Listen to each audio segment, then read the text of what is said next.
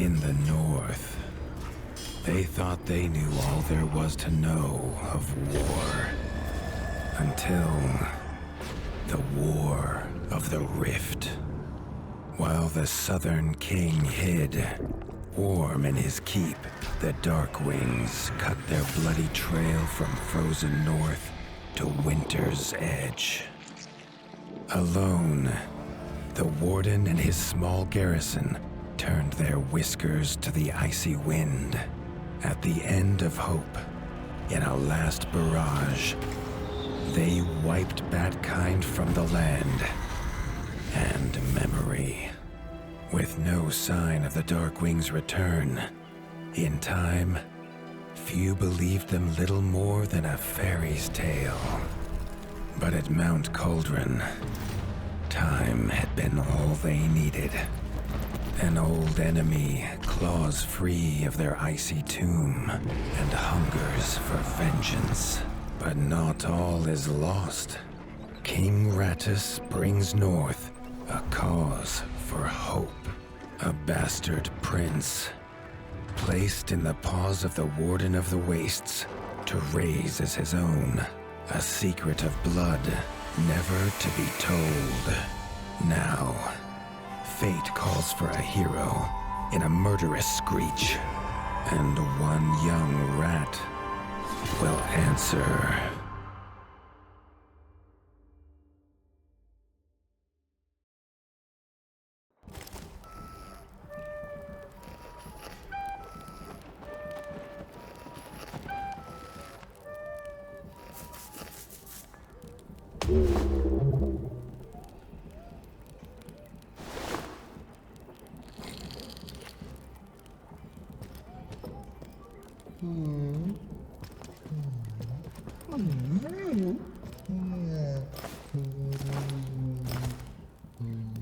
The stomp of his father's boots on the stair was how every morning began for Arlo.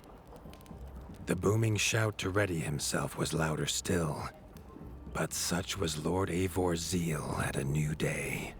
Dawn was breaking over winter's edge, and Arlo was yet to miss one.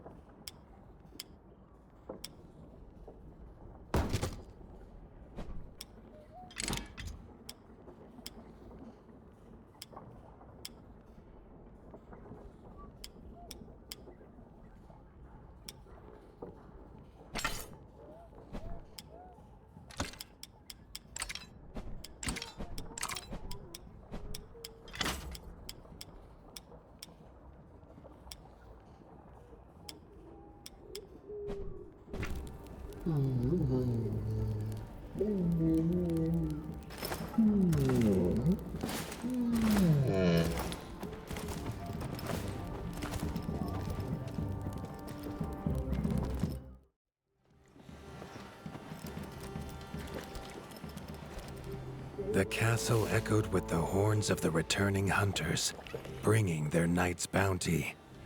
Arlo's little heart quickened to hear it. The only thrill to be found inside the high walls was a hunter's tales of what lay beyond them.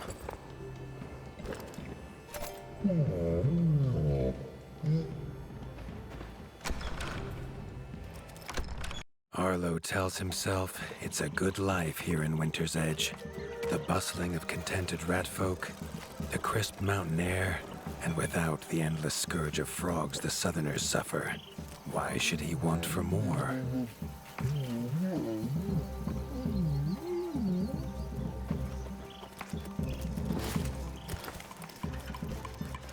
Chief Mason Leaf was the rat Arlo most admired. As younger brother to Lord Eivor, his carefree uncle never faced the burden of being Warden of the Wastes. With walls this strong, his duties were light, leaving him plenty of time for his nephew.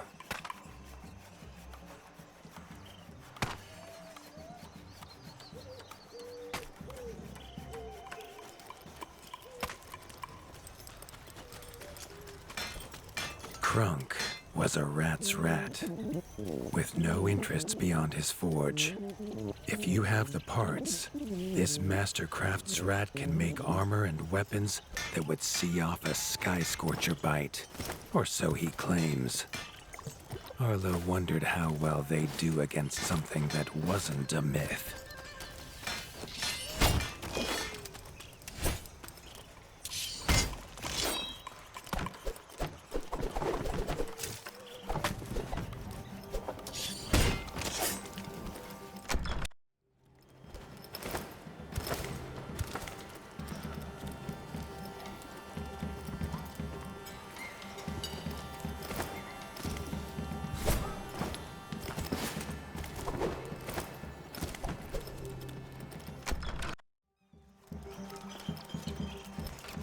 Arlo has no memory of his mother, but Hilda's food was a true taste of maternal kindness.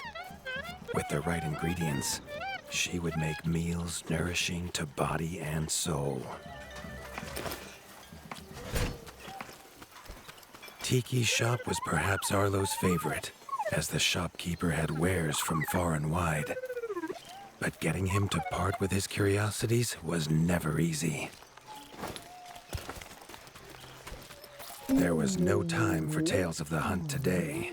Lord Eivor was already dividing what was an excellent haul, happy to see his people provided for. Arlo longed only to join the hunt, to see the ratdom or even the lands beyond. His father called it a fool's wish. Arlo's destiny was unshakable, much like the keep that would become his by birthright.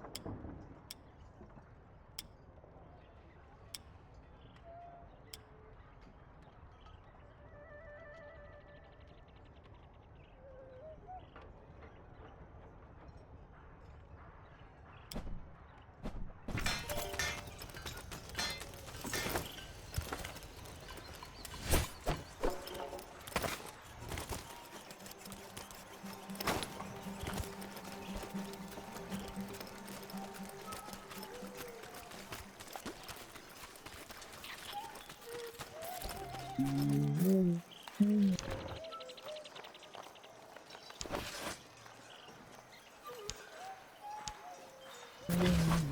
hunters had brought unwelcome news. A family of the reviled creatures ratfolk called backstabbers had moved into the wastes. Eivor told his son to fetch his weapons.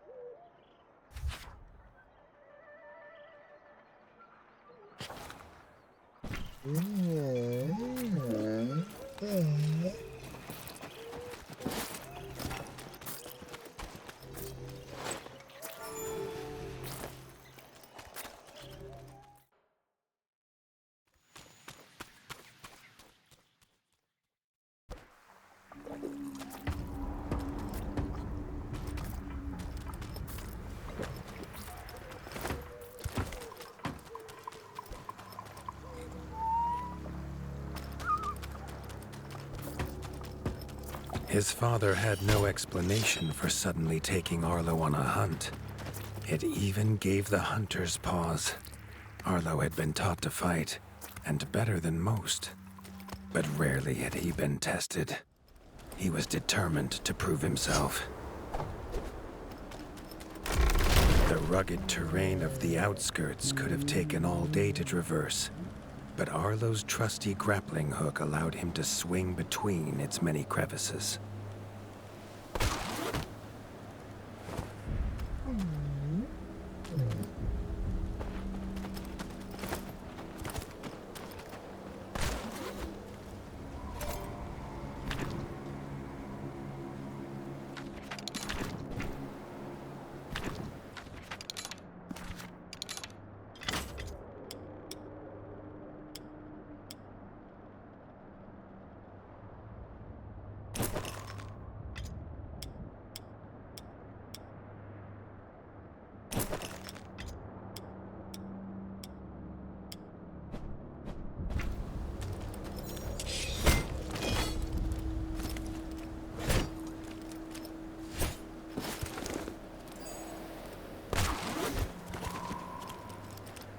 Arlo liked the feel of a sharp axe cutting through the vines. The wilds were part of his home, and nothing in them would frighten him.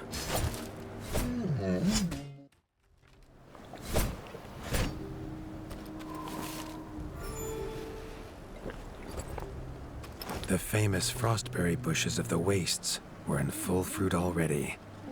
Their juice made a healthy tonic, though Lord Eivor preferred them fermented.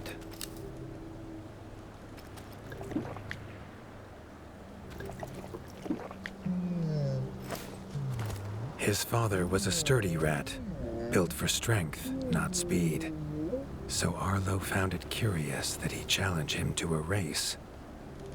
The prospect of the hunt had filled Lord Eivor with a vigor that his son had not seen in years, or at least since breakfast.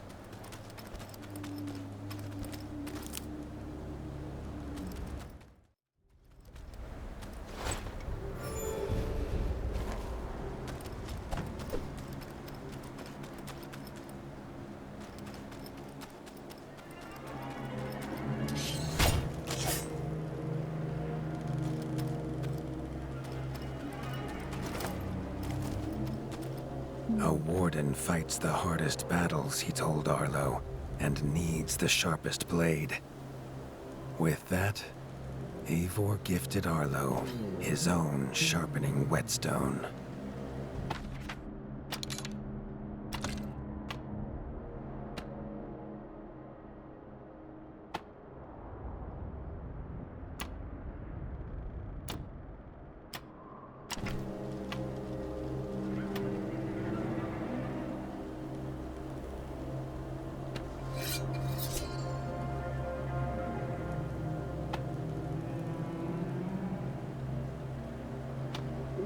Whether these beasts were named for their spines or for some past unforgivable deed. No rat knew. Either way, Arlo was about to find himself at the pointy ends of this brood. Even young backstabber Red attacks were brutal, but a well-timed dodge would see Arlo escape unscathed.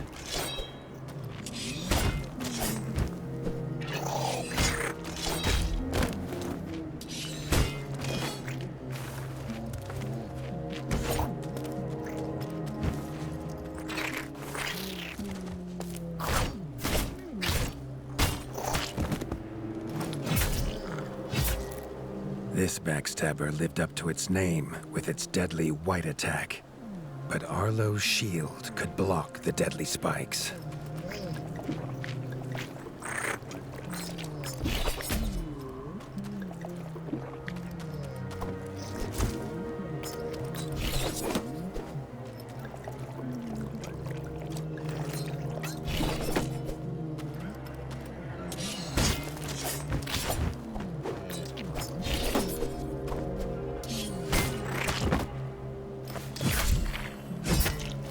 This young one used vicious yellow attacks.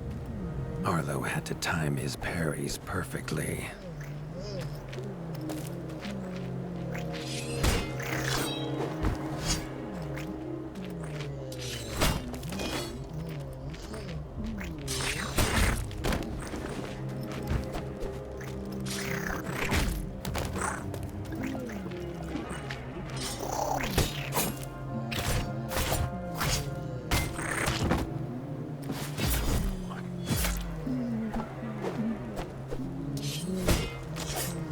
This mother had left her young to fight alone, but the same could not be said of Lord Eivor as he leapt to his son's side.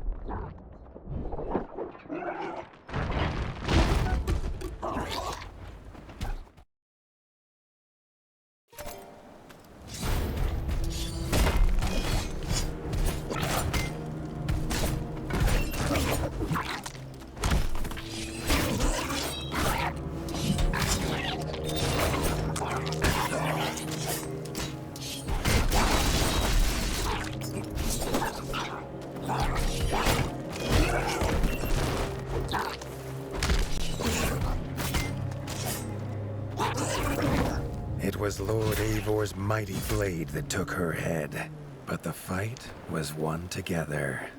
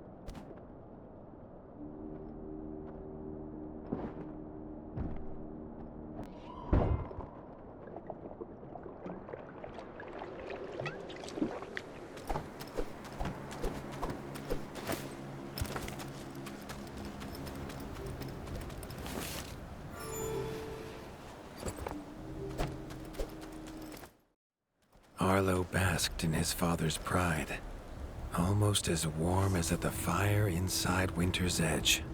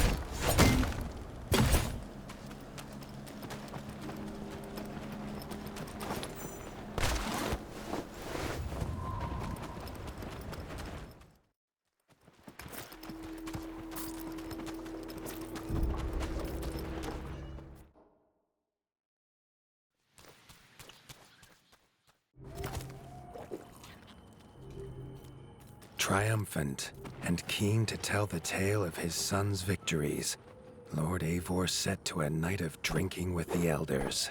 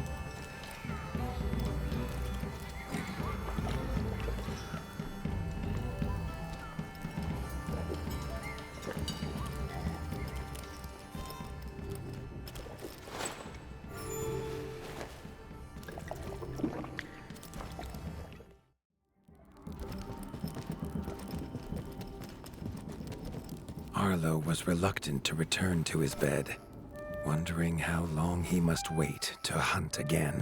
The booming footsteps that woke him this time were nothing like those of his father.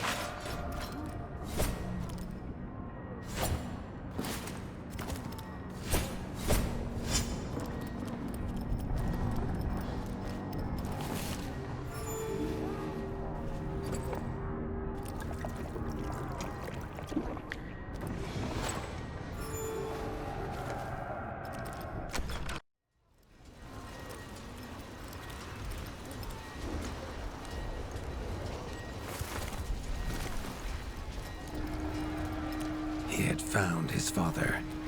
The warden stood alone, holding back a whole Darkwing army, their cruel Count Kazak leading them. His father charged, but the Darkwing Count was as fast as he was strong. The Winter's crown tumbled to Arlo's feet, now without a head to rest on. There was no time to grieve his father, as from above the Count revealed his greatest weapon, a sky scorcher. Not a fairy's tale, but an undead beast whose very breath could level kingdoms. And its eye was trained on Arlo. All that came next was a fog of bloodlust, snapping jaws, and the beating of leathery wings.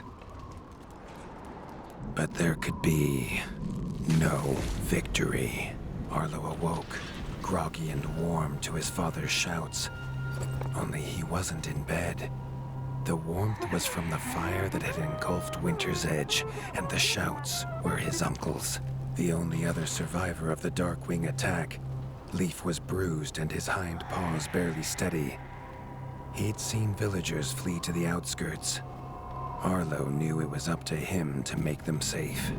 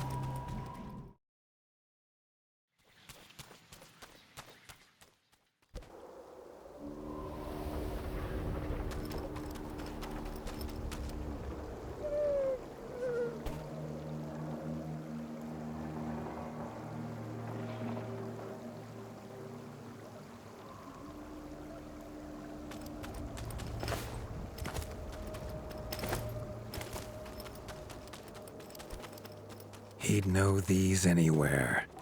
Krunk's smithy hammer and Hilda's chef's knife. Arlo wondered why they would leave them here.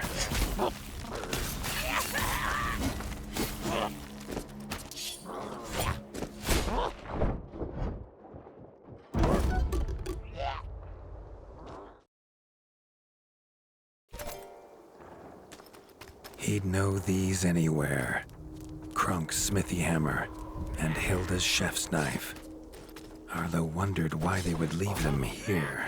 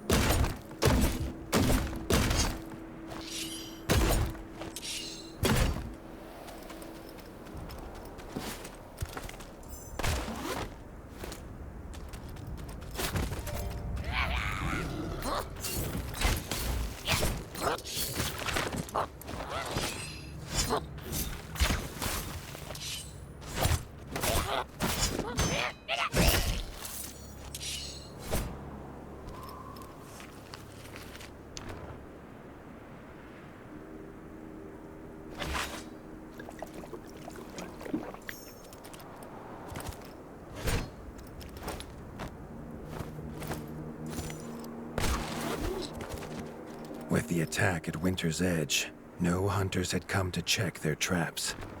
Arlo thought he might find a use for them.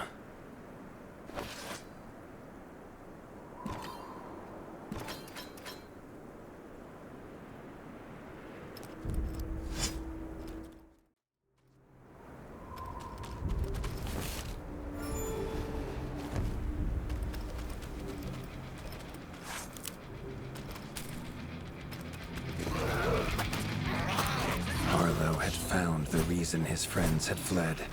The taunting shrieks revealed that this was Baron Frostovic, son of the Darkwing who took his father, and therefore a perfect target for his revenge.